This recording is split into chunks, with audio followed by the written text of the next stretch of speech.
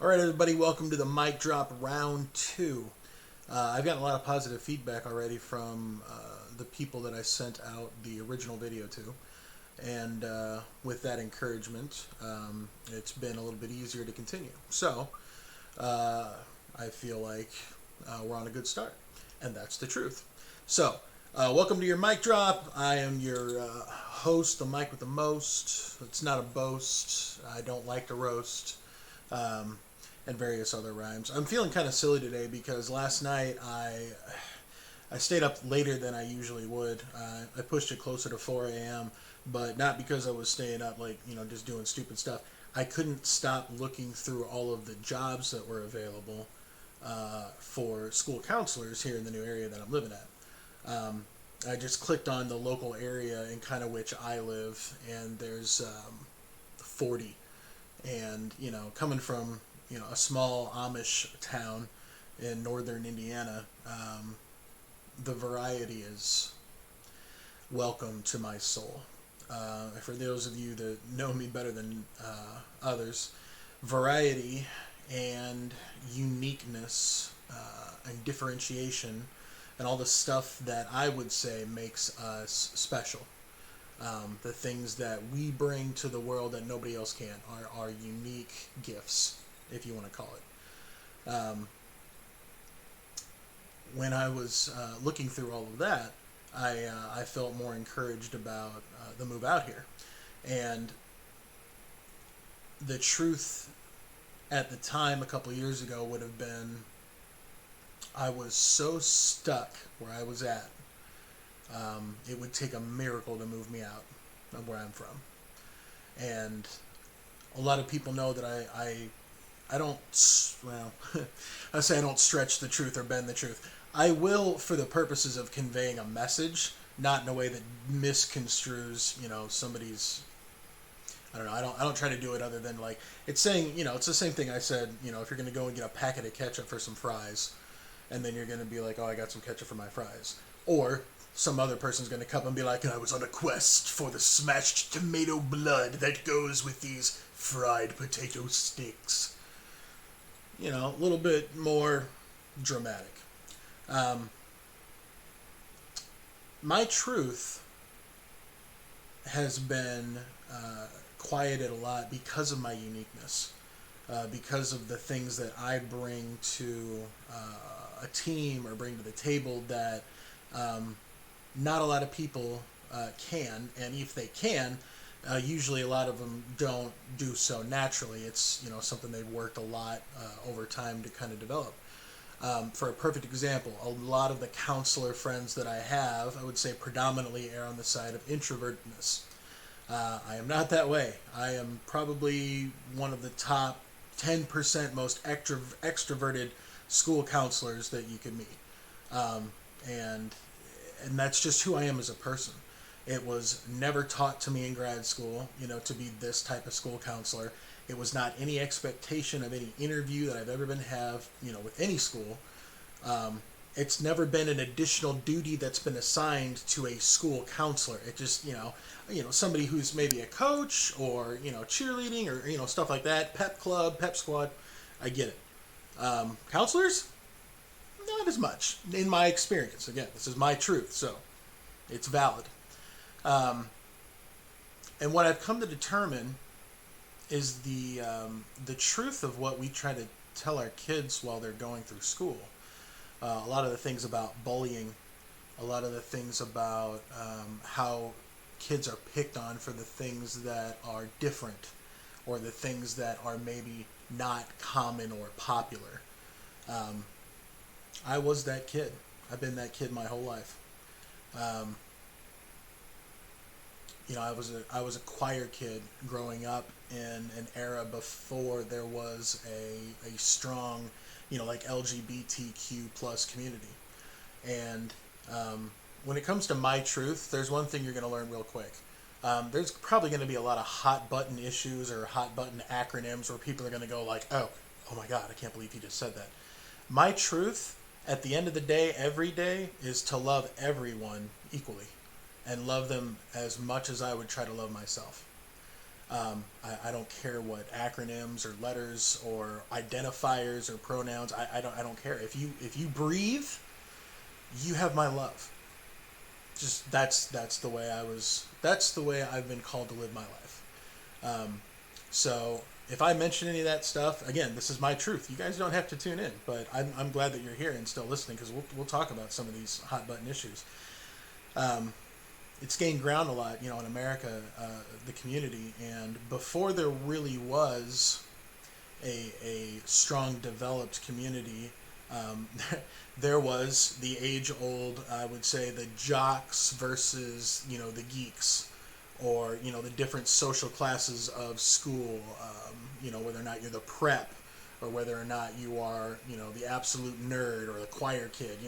You're a jock if you're in football, and you were gay if you were in choir. I mean, this was back in late 80s, early 90s. So before there was a community of support, I was when I moved from one high school to another, within 2 weeks, because I was in choir, and unfortunately because I had a really cute bowl cut that I didn't decide to leave until I was a teenager. We all make mistakes, I know. The minute I moved to a different high school in the middle of Indiana, I was fat, ugly, and gay right off the bat. Like, walked in day one, just because of the hair, the fact that I was in choir, the fact that I wasn't like shredded like all the other jocks were. I mean, that's what I inherited walking in, and I didn't even said a word. Nobody knew about me. You know what I mean? And this is part of the stuff that makes me unique. This is the whole truth of what we're talking about here. Being judged for the gifts and the qualities that you may bring that others maybe not understand. So I found that a lot of the students that I've had over the years that have questions about their own selves, we'll just say, they find a safe place to do so with me, because I didn't really have a safe place to go and talk to anybody when I was in high school about how it felt to be on the receiving end of that kind of bullying back then. Which, I mean, that's kind of how it was, and we've, tried to do a lot since then, in the schools especially. Tried to. The truth is, in my truth, there are some schools that try really hard, and there are some schools that say they try really hard, and they know how to make it look on paper to other people who don't look too closely that they're trying really hard, more for the purposes of covering their ass than for protecting kids. And that's a truth of my experience. That is a 100% truth of my experience. I have worked alongside some people that could give absolutely no care about the individuality of a student, and the fact that they have a $5,500 price tag attached to them. Used to negotiating kids in, like poker chips on, well, if we get to have these many more kids, we'll be able to afford this teacher for next year. And I get it. Public education isn't exactly the most well-funded of industries in America right now. I get that there's some gray areas and maybe some moral kind of eye furrows from time to time when it comes to just getting qualified people in a building to instruct children. I get that. I can show compassion for that. But that doesn't mean it needs to continue. I mean, the whole purpose of bringing the truth out into, from the past and from the darkness into the future and into the light is so here's stuff we can learn from if we're going to change things. And I would only want to change things for the better. We got tons of stuff in public education that works. But it's also, it hasn't really evolved much over the past 70 years. So it could stand to do with a little bit more of maybe some modern insight. I digress from that only to come back to this and say that my individuality, both in school as a student and both in school, and also in school as an educator, as a school counselor, I have met with the exact same level of maliciousness, of petty bickering and catty arguing and pride checking conversations that over the course of a decade just makes me shake my head when we when I fight so hard to go to these kids and try to help them through what I know I experienced with bullying and the peer pressure situations in high school, and yet I'm getting it also from the side and from above. So you can imagine, my hair. Like I said, my hair used to lay down before all this, and now it's just kind of. My very first job as a school counselor, I was so excited to finally be able to work with kids and help, the kids, especially that were like me in high school, that were maybe the wallflowers because they were a new transfer, or they were just kind of scared to make connections, that kind of stuff. Like I was so empowered and so thankful that I could come full circle and help out those that I wish would have helped me. Which a lot of the time you find in counseling, that's the motivation behind most counselors. They've been broken in some area and they have a compassionate heart for wanting to help that, if other people have experienced that type of hurt, to try and help. And I would say, again, my truth, the foundational moral codes that exist within humanity, just at its basicness, I think you're gonna find that more would want to help than not. Growing up, we're all selfish, we're all self-centric, we have to be. We can't even fend for ourselves until a certain age. So, but if we get to a point as humans where we are, I would say, content. Maybe not completely happy with our life, but we're content that our life is not like swirling in this big hole of misery going out of nowhere. If they see another human they don't know, and that human needs help, a lot of them, the basic nature that I've experienced, my truth, is they'll go and offer to help. That's not common in every area. That's not common in a lot of the areas that, the urban areas where people just have to fight for food, or fight for a residency or stuff like that. And I make that dichotomy to show the difference between what my experience was in my truth and some of the stuff that I've learned over the past 10 years about other people's experiences. Specifically with the low socioeconomic status kids, a lot of them have learned a more developed flight or fight response than some kids that are in the higher socioeconomic status. The research is out there. You can go and take a look at it. But this is just in my experience. This is just my truth. And it opens up a new mindset for how to help. Because a lot of the kids, it's not their choice. A lot of the parents, it's not their choice too. Something happened along down the line. It just kind of set people back, or, either you were born into it and never could quite come out of it, or, the world's been stacked against you since day one, and your uniqueness, your individuality, and who you are as a person has always been made to be down here, because the world can only handle about this much, and it needs a lot of normal in order to keep going. So if you start to look a little different, or you start to act a little out of the norm, you're going to draw some attention. I was the pep band director at the high school that I worked at for the last 8 years. I'm a school counselor. I would love to meet any other school counselor out there that has also been the pep band director for the high school, because it's a unique story for me. But it ties into the uniqueness portion, because like I said, I'm an extroverted, type. I love school spirit. I love cheering for my kids. I love seeing the passion in which kids throw themselves into the activity they're trying, whether it's a sport, or it's, an academic Super Bowl, or it's choir or band, or whatever your extracurriculars are. I can, and this may be part of my empathy too, but I can almost feel the passion in which the kids are trying to be great at what it is that they're doing, whether it's, a competition, or just, something that they're trying out of nowhere. I can almost feel it, and I want to cheer them on so badly. Like, I've been up to 400 pounds in my life, standing in front of 100 to 200 high school students, jumping up and down, screaming my head off like I was 20 years old. An hour later on the drive home, it didn't necessarily feel that way, but we don't need to talk about that. That's not the stuff that makes the news, and we can move on. But the point is, that's a unique quality that is me, not a school counselor.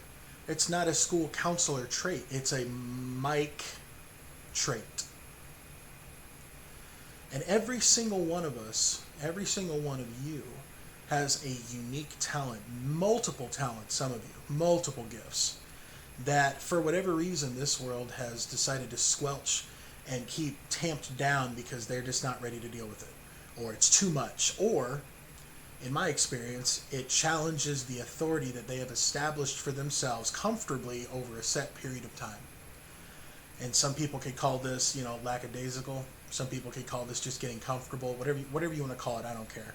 But when I show up and when it involves children, it's 100%, and it's always that way no matter what. Most of what drains the energy from my ability to pour into the children each and every day comes from the rules and regulations that are set up by public education to begin with, that really constrict some good-natured, good-hearted people into making some very questionable calls. My truth that I have discovered is that there are these types of discussions happening every month at the minimum, sometimes weekly, between administrators and their teams, and trying to figure out,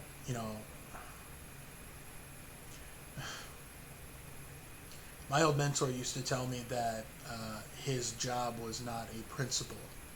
His job was to apologize from 8 to 4. Which kind of made me a little bit sad to think about, because I get being humble. I understand taking ownership of things you could be doing better, especially if it's presented in a constructive way and not a weapon way. I get that. But there's always lines that you cannot cross. There should be lines that no matter what position you're put in when it comes to children, or when it comes to the people that work with children, you don't question. And everybody's morality is different, which is why I started the mic drop. Everybody's lines are at different places. That's okay. I want to learn. I want to know. Because this is my truth. This is the mic drop. I'd love for there to be a world drop at some point, where we're all, getting on here and we're sharing our own truth, and we're just one big community of honest truth tellers that are supportive of each other, telling our stories, our truths. God forbid we get a community of like 1,000 people, and then, every single day one of us is doing a Twitch stream sharing their truth, and and it's unfiltered. You don't have to worry about, who's like politicizing it or whatever. It's going to be authentically you. Now, here's the thing too. If the true you is bought by corporations, and you want to get on, the mic drop and talk about how your truth is, to brand product and all that stuff too. If that's who you are, great. That's your truth. You're an advertiser. Every truth is welcome. That's all I'm going to say. Okay? I would much rather hear the truth of who you are as a person without any other type of affiliate. But if who you are is an affiliate, share your truth. Let me hear it. Like, I love hearing when people are passionate about what they're passionate about, because it impassions me to become passionate about it too. I can just feel off it. I can feed off of it, There was a girl I dated back in my mid-20s that had an extremely unique talent to create boutique hair bows that went along with the color schemes and designs of the Gymboree lines of baby clothes. And I'm going to tell you something. Over the course of that year-long relationship, I learned a lot more about what it's like to frill and edge, and the proper searing techniques, and how bending and turning looks a little bit different than curling and folding. And I'm telling you, she was so passionate about making these products that I couldn't help but just get on fire about it. And, I went into like, hey, what do you want to do with this? Like, you want to go big company? I mean, you could start trying to, maybe get a little boutique shop, or, we can start a thrift store. I mean, just my mind went, where my mind always goes to, I've heard your dream. How big do we want to make it? Like, how big do you want to make it? I've had kids tell me they're going to go play pro ball, in any sport, and I'm like, how big are you going to make it? Are you like the MVP of the Super Bowl? Are you going to be the next whomever? Are you going to what are you going to be? Are you hoping to just get a scholarship to play college? Are you hoping to maybe work 10 years in the the actual big show and then go on and do some kind of charity? I'm a huge Chicago Bears fan. I know I just lost a bunch of you guys, and that's okay. But Walter Payton. If you don't know the story of Walter Payton, the sweetness, you need to go and read about him, because he was one of the people that had about 10 years, 15 years of life, and he just threw everything that he had before he passed into others. The Walter Payton Man of the Year trophy is something, the NFL puts out once a year for an individual's contribution back to their community. There's a lot of examples of the unique talents in the world that show love and compassion to others as opposed to condemnation and criticism. And what I would hope during the course of this, whatever these are going to be each day, each week, is that you've had a chance to think about your truth. And you think about how in this world your truth may be unique.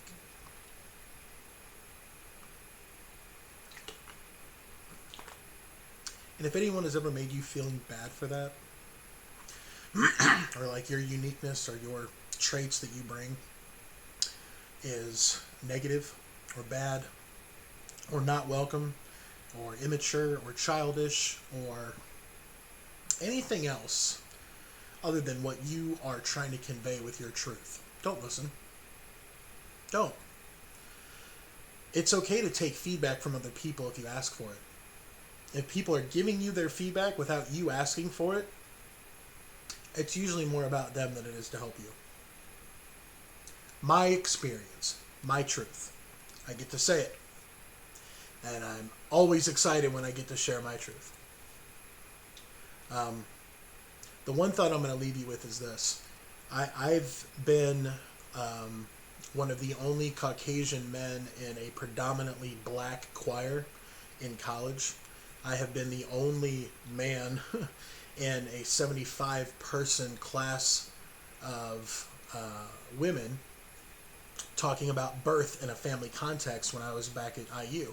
Because I wanted to understand how bringing a child into the world would affect the dynamic of a husband and wife in the transition of mom and dad during my early marriage and family therapy days. And I was the only guy in there. I'm used to being like the only one of me in just about anywhere that I go.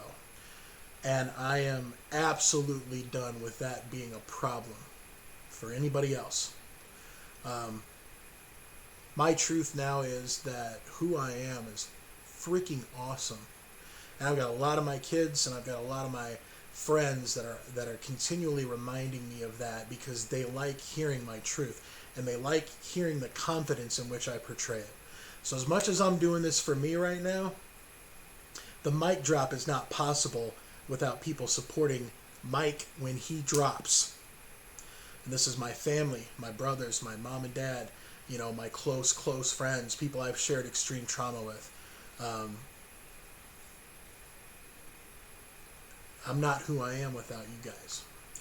And I'm not who I am also with some of the people that have hurt me the most. And I could name names too in the other side of it, and that's part of my truth too.